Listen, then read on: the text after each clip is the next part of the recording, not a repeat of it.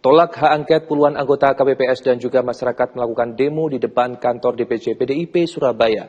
Mereka menilai PDIP menjadi salah satu partai yang memunculkan adanya hak angket untuk mengusut kecurangan pemilu. Di Surabaya mengatasnamakan Gerakan Rakyat Surabaya mendukung keadilan dan geruduk melakukan aksi demo di kantor DPC PDIP Surabaya di Jalan Style Surabaya. Dengan membawa poster tuntutan, mereka meminta agar menghargai kerja yang dilakukan oleh KPPS. Lantaran mereka telah menjalankan proses pemilu hingga rekapitulasi suara dengan maksimal dan jujur. Mereka meminta agar tak melanjutkan hak angket yang diusulkan DPR RI untuk mengusut kecurangan pemilu lantaran mekanisme tersebut harusnya dilakukan ke Bawaslu. Selain itu, aksi demo ini sengaja dilakukan di DPC PDIP Surabaya lantaran PDIP menjadi salah satu usulan adanya hak angket. Rekapitulasi masih berjalan, tentu MK juga sudah harus menyiapkan rencana-rencana kira-kira kapan pengumuman perolehan suara hasil pemilu itu nanti dilaksanakan oleh KPU.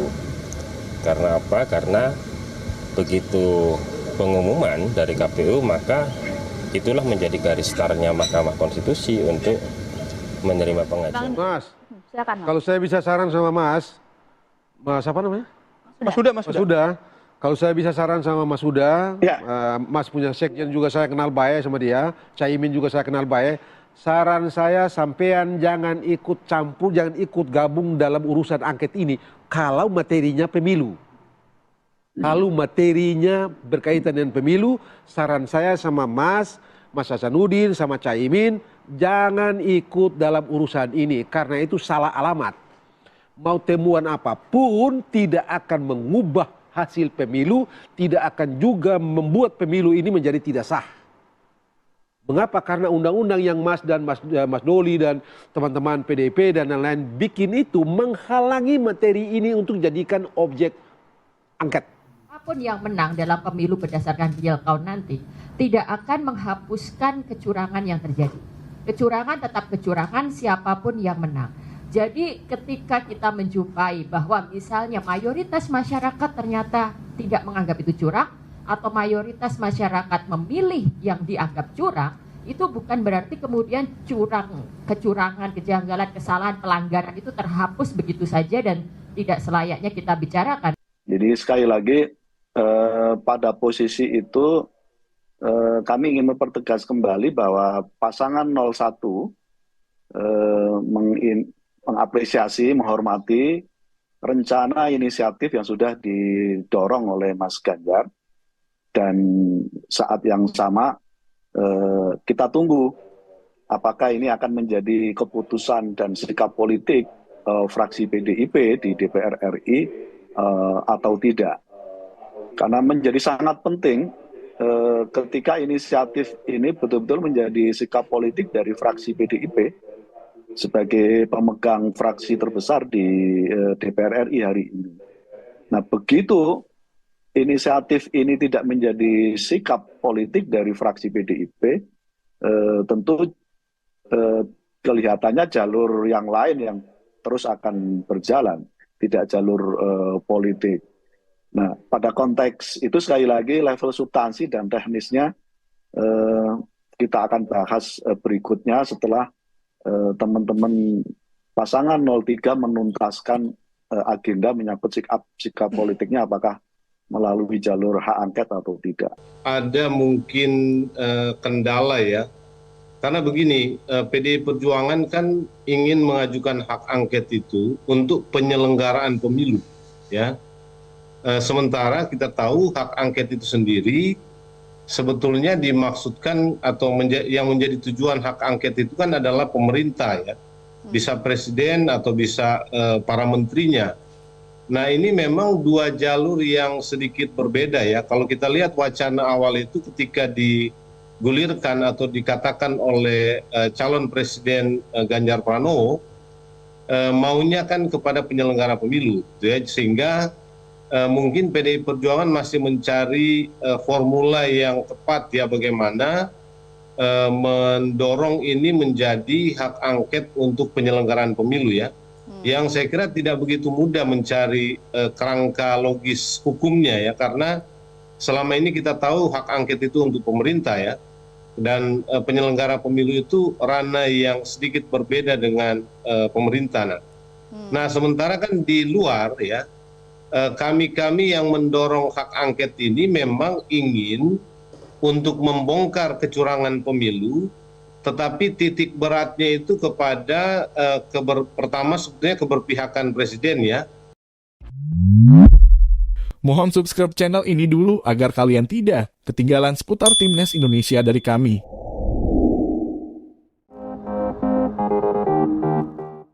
Semakin menegangkan, demo pecah tolak hak angket dan tuduhan kalau pemilu curang kini terjadi. Begini kabarnya. Tonton video ini hingga habis karena masih banyak berita-berita lengkap dan mengejutkan sampai akhir video ini. Tolak hak angket, puluhan KPPS di Lamongan demo yang mengajukan tak menghargai kerja keras kami. Sebanyak puluhan KPPS di Lamongan demo menolak hak angket yang belakangan diusulkan oleh Capres Ganjar Pranowo. Puluhan KPPS tersebut melakukan demo di depan kantor Panitia Pemilihan Kecamatan PPK, Kecamatan Modo, Minggu 25 Februari 2024. Masa menilai pemilu 2024 sudah sesuai tahapan serta transparan. Aksi massa yang menamakan Aliansi Masyarakat Pecinta Demokrasi AMPD serta sejumlah anggota KPPS itu menolak adanya gagasan hak angket yang digaungkan sejumlah pihak yang mau menerima kenyataan hasil pemilu 2024. Mereka mengaku sudah bekerja dengan transparan serta bertaruh nyawa karena kerja non-stop. Anggota KPPS berharap kerja keras mereka sebagai petugas KPPS bisa dihargai. Ketua Aliansi Masyarakat Pecinta Demokrasi, Purwanto, dalam tuntutannya mengatakan pemilu 2024 sudah sesuai dengan mekanisme dan tahapan yang transparan. Kami dengan tegas menolak diadakannya hak angket. Mereka yang ajukan hak angket sepertinya tidak bisa menghargai kerja keras kami, tandasnya. Massa juga menghimbau kepada masyarakat agar tidak termakan isu-isu yang tidak benar terkait pemilu 2024. Saatnya kembali bekerja seperti rutinitas selama ini, dan masyarakat kembali dalam suasana sejuk dan damai. Usai menyuarakan aspirasinya di depan kantor PPK, puluhan massa pendemo dan anggota KPPS ini balik kanan dengan tertib dengan kawalan ketat petugas Polsek Modo dibantu anggota Polsek tetangga, seperti Polsek Blue Loop, Sukorama, dan Ngimbang. Langkah mengejutkan MK. Ternyata lakukan hal ini ke KPU untuk masalah pemilu 2024. Mahkamah Konstitusi MK mendatangi kantor Komisi Pemilihan Umum KPU untuk membahas persiapan sengketa pemilu 2024 Senin 26 Februari 2023. Juru bicara MK Fajar Laksono menyebut salah satu yang dibicarakan adalah kemungkinan jadwal KPU untuk mengumumkan hasil penghitungan suara Pilpres 2024 secara nasional. Sebab pelaporan sengketa pemilu di MK dimulai sejak KPU mengumumkan hasil perolehan suara tersebut. Bagaimanapun meski proses rekapitulasi masih berjalan, tentu MK juga sudah harus menyiapkan rencana-rencana kira-kira kapan pengumuman perolehan suara hasil pemilu dilaksanakan oleh KPU, kata Fajar. Karena begitu pengumuman dari KPU, maka itulah menjadi garis startnya Mahkamah Konstitusi untuk menerima pengajuan permohonan. Kira-kira itu saja tadi, koordinasi saja imbuhnya. Artinya di MK juga harus siap setelah 20 Maret proses penerimaan pengajuan permohonan itu dimulai, dan itu kemungkinan nanti akan misalnya dijeda dengan libur lebaran dan seterusnya, jelasnya.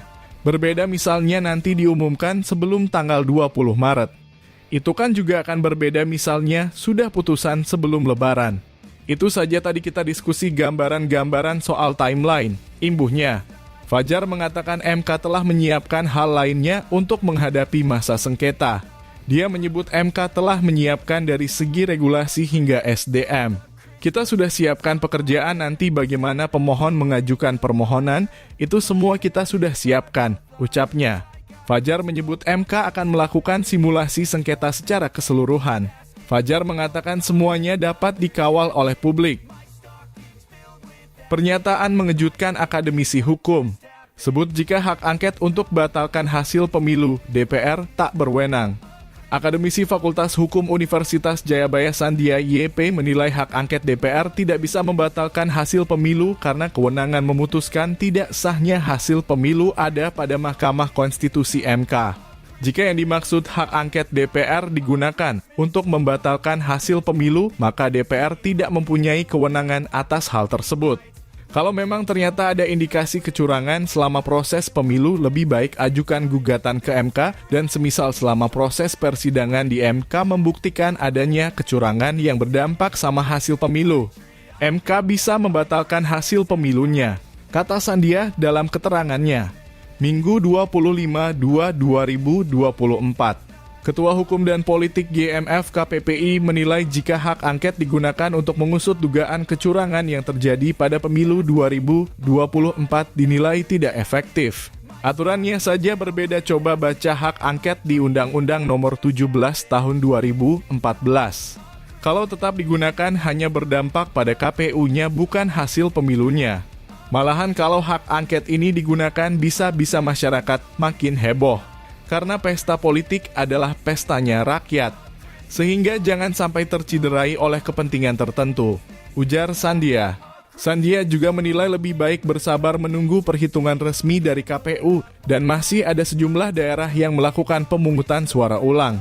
Mari kita tunggu hasil resminya dari KPU. Lagian di beberapa daerah juga masih ada pemungutan ulang.